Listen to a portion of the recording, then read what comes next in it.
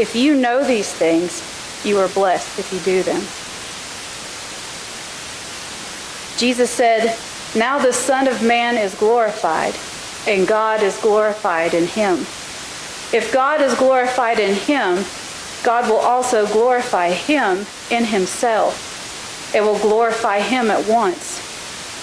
Children, I am with you only a little while longer. You will look for me, and just as I told the Jews, where I am going you cannot come, so I tell you now. I give you a new command. Love one another just as I have loved you. You must also love one another. By this, all people will know that you are my disciples, if you have love for one another."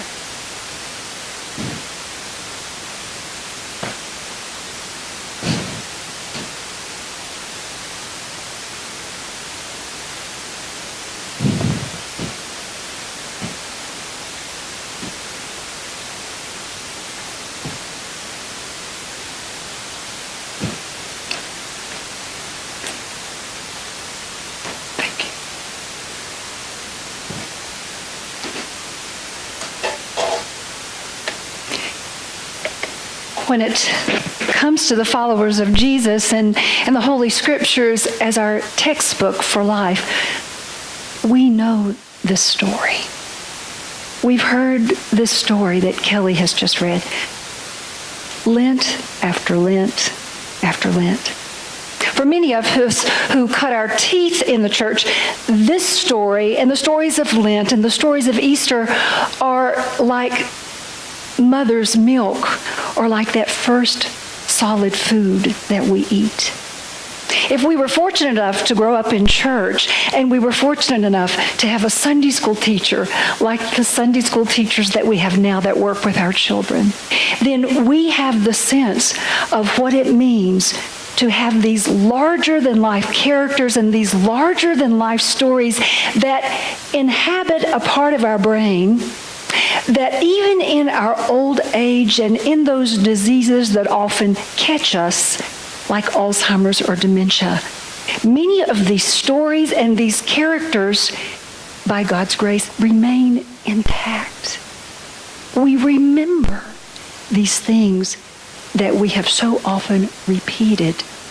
There's goodness in a repetition and hearing a story again and again and again. That's why so many Alzheimer's patients or dementia patients or those that struggle with memory loss are capable, as many of you know, if you've sat with the elderly, of reciting the Lord's Prayer and reciting and remembering the liturgy of the church when they don't even realize that they're still in the universe. Some of these things they still have. In one of my Atlanta churches, Hilda Louise was one of those people for me. It was like one of those big city cement trucks just poured out its wet cement on her, and it set over all the precious memories that she used to have. The people she knew, the things that she loved the best. So when I would visit her, she had long forgotten who I was as her pastor, but she never really seemed to mind when I came to visit her. She'd take my face in her hands and she would just pat for all she's worth. That was part of what endeared me to her. But each time before I left, I would take her hands, and she seemed to remember the routine that we had set. And when I'd take her hands in mine and I would begin that familiar Our Father, she would conclude it without missing a beat, solo. So I just stopped and would let her say the words of the church that she had learned so long ago and that she had not forgotten. When we talked about the Bible, I had to keep things simple and unpretentious, for her mind would wander and I would lose her.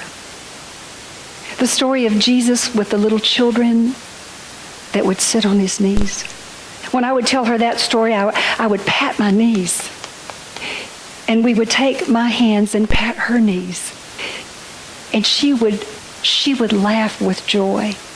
Whether she remembered it or not, there seemed to be some spark of joy, which I credited as memory. And for as many Lents as we had her until she died, I would tell her the story of Jesus and the Last Supper.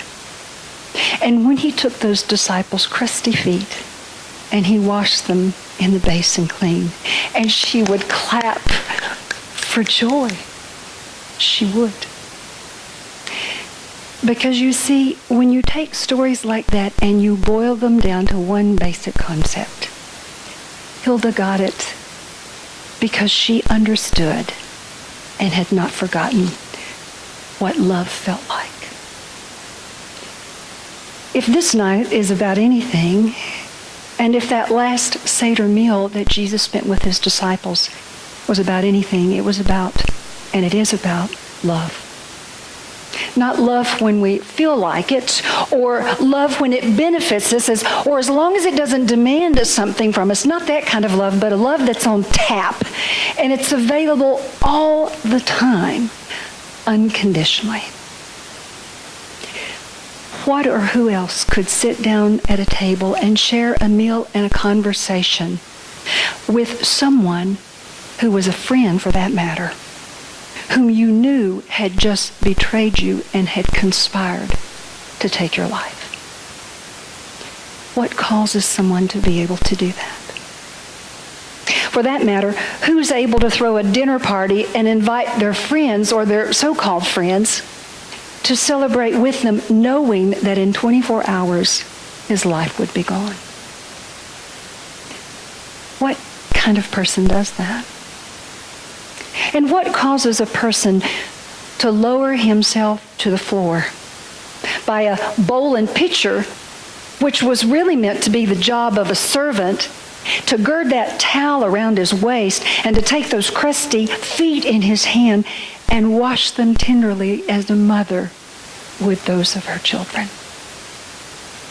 Knowing full well that before the night was over, that every one of those so-called friends would deny that they ever knew him. Only love can do that. Hilda didn't remember many things, but she seemed to remember what love felt like. Is it any wonder then that Jesus, in his parting words to his dinner guest, his admonition to them on that night is, if this meal meant anything to you, that they should cast aside their own egos and their own misgivings and their own posturing, and they should be willing to wash one another's feet.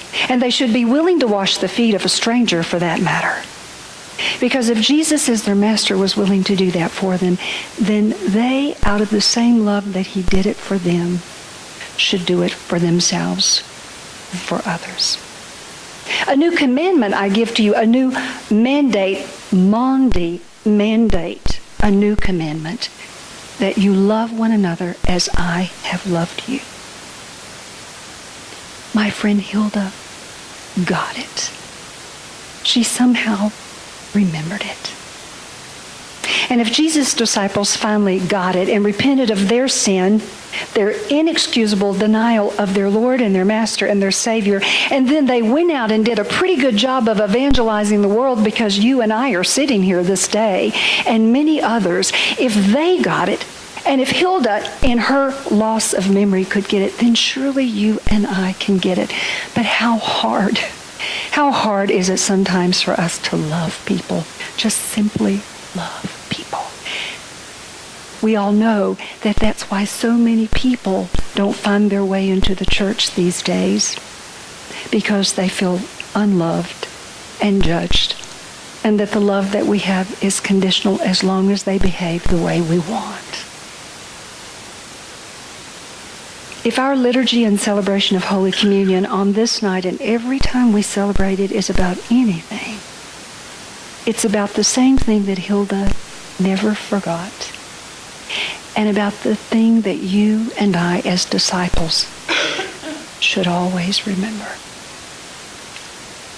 I invite you to come and see and experience.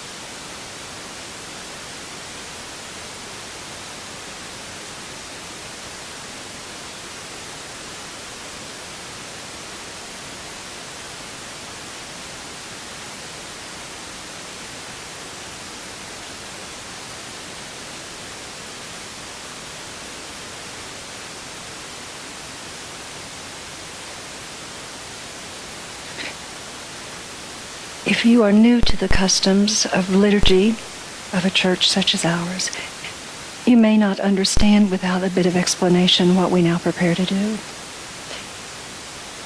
As this night where Jesus celebrated the Last Supper with his friends, we look now to tomorrow, and we know what awaits Christ.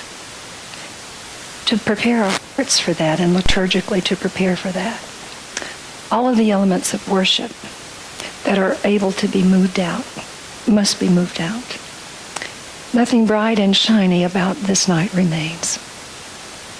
After those elements have been removed, then we will veil the things that remain in a cloak of black, like the clouds that hung over that Friday that all too soon will arrive. Allow this to be part of your full experience of what it means to journey towards the cross.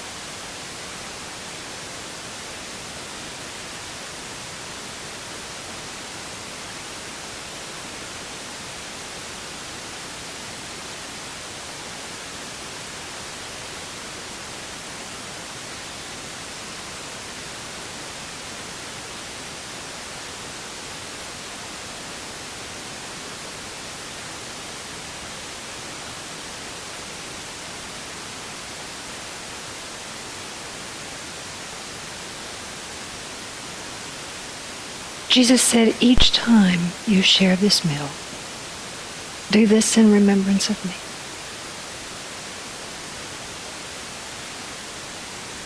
The night is almost spent. We walk into the darkness of Friday. Greater love hath no man than this, than he lay down his life for his friends. Let us remember and to never forget. Let us depart in silence.